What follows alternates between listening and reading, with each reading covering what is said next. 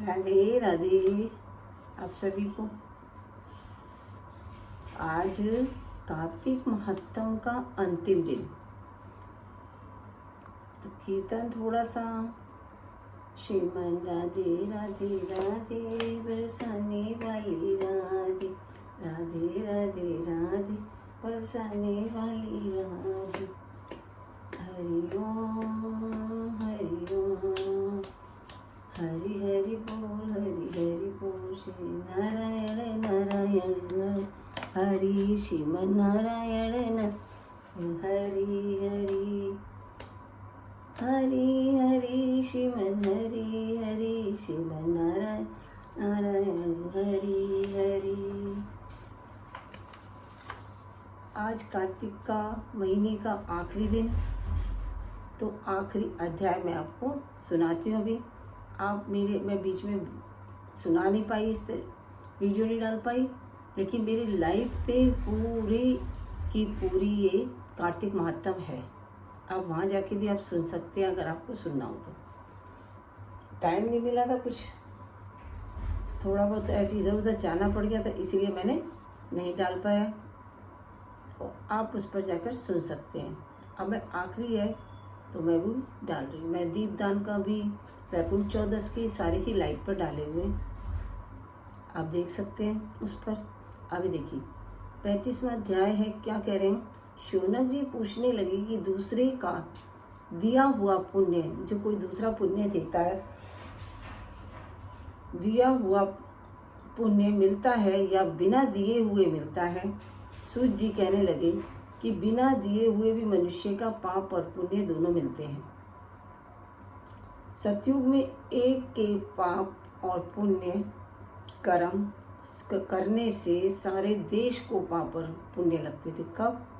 सतयुग में पाप और पुण्य मिलता था। एक जनक पाप पुण्य करता था, वो पूरे देश को मिलता था। जो भी सतयुग में था सारा उन सभी को मिलता था। त्रेता युग में क्या होता था? किसी एक ग्राम को मिलता था, जहाँ पे कोई व्यक्ति रहता है उसी गांव को मिलता था पाप पुण्य का लेखा जोखा सब। द्वापर त्रेता युग में, और द्वापर युग में कुल को मिलता था, मतलब अपने सारे कुल का परिवार, आप जानते ही होंगे। और पाप और पुण्य मिलता था। एक पात्र में भोजन करने वाले को पाप पुण्य का आधा भाग दूसरे को निंदा करने, सुनने या मन में चिंतन करने से पाप मिलता है। एक पंक्ति में बैठकर भोजन करने वालों के बीच में से जो निकल जाता है वह छठे अंश के पाप को पाता है। सभी कहते हैं ना, एक पंगत लग रही है लंबी, बैठकर जो खाते हैं, खड़े खड़े खाते हैं उनकी तो नहीं, लेकिन बैठकर जो खाते हैं, जब तक सब खा नहीं लेते जब तक वो पंगत खाली नहीं होती है। अब इसीलिए बीच में से उठ के कोई नहीं जाता, पाप लगता है उसको। संध्या समय छठे अंश का पाप लगता है। जितना एक को पाप होता है उसका छठा अंश उसको लगेगा। और संध्या के समय सोने या बोलने से पुण्य का छठा अंश चला जाता है। सोने या बोलने से पुण्य का छठा अंश चला जाता है। दूसरे का द्रव्य चुराकर दान करने वाले को पाप मिलता है। दूसरे का द्रव्य यानी कोई भी पानी हो, पतली चीज कोई भी हो, उसे चुरा लेने पर दान करने वाले को पाप मिलता है। और द्रव्य वाले को फल मिलता है। जिसका द्रव्य होता है ना उसको फल मिल जाता है, और जो उसे चुराता है उसको पाप। बिना ऋण दिए मरने वाले का पुण्य, जो बिना ऋण दिए ही मर जाता है तो उसका जो पुण्य धन के अनुसार धनी को मिलता है, जिससे धन लेता है उसको। उपदेश और सहायता देने वाला पाप पुण्य का छठा अंश पाता है। उपदेश और सहायता देने वाला पाप पुण्य का छठा अंश पाता है। प्रजा का छठा अंश राजा पाता है। प्रजा का जो होता है, शिष्य से गुरु, पिता से पुत्र, स्त्री से पति, भी छठांश पाते हैं। ये है इनका जो पाप पुण्य का लेखा जोखा। पति के चित्त के अनुसार धर्म करने वाली स्त्री पति का आधा पुण्य पाती है। इस प्रकार बिना दिए हुए भी पाप पुण्य मिलता है। हम ना दिए देंगे ना पाप पुण्य तो भी वो मिलता है। इसके अनुसार एक अत्यंत पुण्य देने वाला इतिहास भी है, सुनो। पूर्व काल में उज्जैनी नगर नाम के नगरी में ब्रह्म कर्म से भ्रष्ट पापी दृष्ट बुद्धि रस कमल और खाल बेचने वाला था।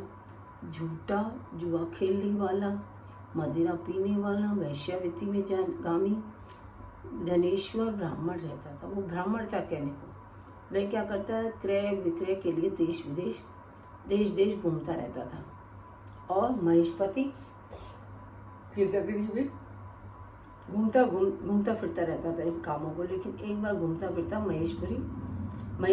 महेशमती नगरी में गया और माल बेचने के लिए 1 मास तक ठहरा वहाँ पर।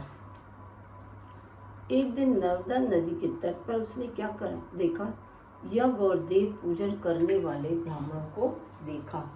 देव पूजन करने वाले ब्राह्मणों को देखा और क्या हुआ, उसने पूर्णिमा को गो ब्राह्मण का पूजन तथा दीपदान भी देखा। शाम को श्री शिव जी के लिए दीपदान का महोत्सव भी उसने देखा।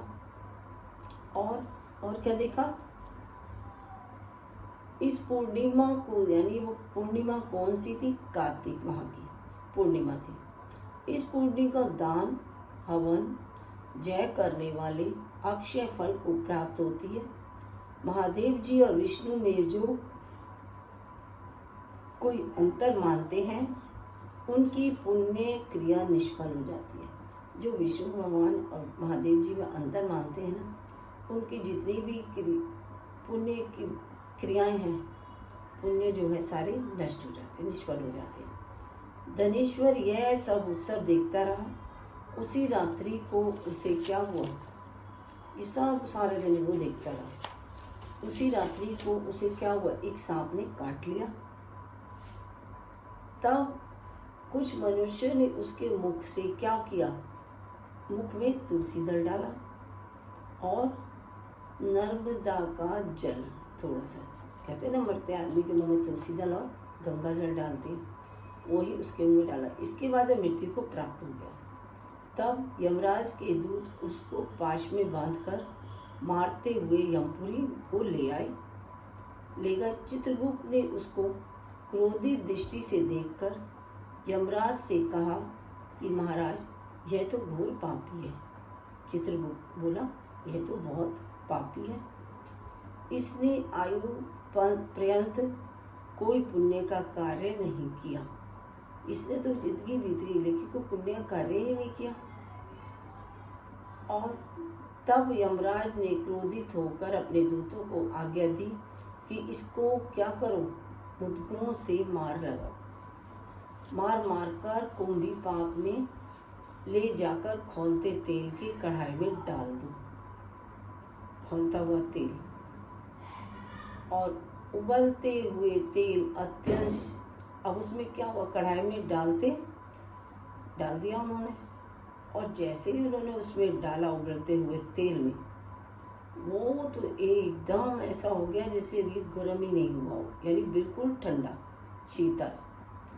दूतों ने जब यह बात जानकर यमराज को सुनाई तो यमराज को बड़ा आश्चर्य हुआ। और उसी समय नारद जी यमराज की सभा में आए और यमराज से पूजित नारद जी कहने लगे कि हे यम, यह घनेश्वर पापी होते हुए भी कार्तिक मास में व्रत करने वालों को, कार्तिक मास में व्रत करने वालों के सत्संग करके पुण्यवान हो गया। मतलब उनका सत्संग सुना था ना उसने कार्तिक मास में मंदिर में आकर, उसी से उसे पुण्य प्राप्त हुआ।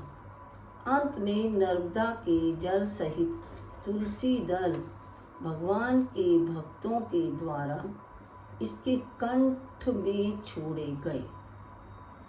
तुलसीदास भगवान के भक्तों के द्वारा उसके गले में छोड़े गए और इसको विष्णु का नाम सुनाया गया, विष्णु भगवान के नाम सुनाए गए, इसलिए इसके सब पाप नष्ट हो गए।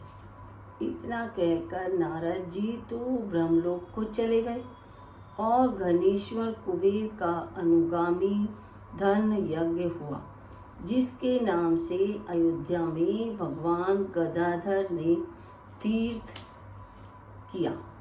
भगवान गदाधर का तीर्थ है वहाँ। पापों में अयोध्या में ही है। पापों से नरक मिलता है और पुण्य से स्वर्ग मिलता है। जो पाप कामना रखते हैं वह सूखा और जो कामना युक्त होता है वह गीला पाप होता है। कार्तिक मास के व्रत से दोनों तरह के पाप नष्ट हो जाते हैं और व्रत करने वालों के दर्शन मात्र के से अनेक जन्मों के पाप और नाश हो जाते हैं। जय है। हमारी कथा आज की कार्तिक महात्म हमारा पूरा समाप्त हो चुका है। अगर आप सुनना चाहें तो आप लाइव जाकर रात को शिव पुराण में सुनाती हूँ, वो आप सुन सकते हैं। कितने बजे? 8:30 बजे तक, 8, 8:30, 9 इन 3 टाइम में मैं और आपको टाइम डाल दूँगी, आप देखिएगा। चलो राधे राधे राधे बरसाने वाली राधे, राधे राधे राधे राधे राधे। श्रीमन्नारायण नारायण हरि हरि, श्रीमन्नारायण नारायण हरि हरि। राम नाम तुलसी, राम राम तुलसी, राम राम। जय जय राम, जय जय तुलसा, जय जय राम, जय श्री तुलसा, जय श्री राम, जय लक्ष्मण, जय हनुमान। कहाँ रहे तुलसी, कहाँ रहे राम, लक्ष्मण कहाँ हनुमान। कहाँ रहे तुलसा, कहाँ रहे राम, कहाँ लक्ष्मण कहाँ हनुमान। राधे राधे राधे राधे राधे राधे राधे। बन रही तुलसी, अयोध्या रही राम, बन रही तुलसी, अयोध्या रही राम, लक्ष्मण रहे राम के साथ। हनुमत चरणों का दास, यार चरणों के दास है हनुमान जी। हनुमत है चरणों के दास, जय श्री जय जय सिया राम, जय। इसका महत्व पूरा होता है। कार्तिक महीना पूर्ण हुआ। अब आगे कल से दुर्गा सप्तशती पाठ सुनाऊंगा। आप सुनना चाहते हैं तो मुझे कमेंट में आप जरूर बताइएगा। लाइक सब्सक्राइब भी करिएगा, जिससे सारे ही पाठ जो मैं करूं आपके पास पहुंचे, आप तब भी उसे सुन सकते हैं। जो मैं पाठ डालूंगी, दुर्गा सप्तशती का हो चाहे रामायण का, किसी का भी हो, वो आपके पास पहुंचेगा। राधे राधे। सभी को कार्तिक पूर्णिमा की शुभकामनाएं।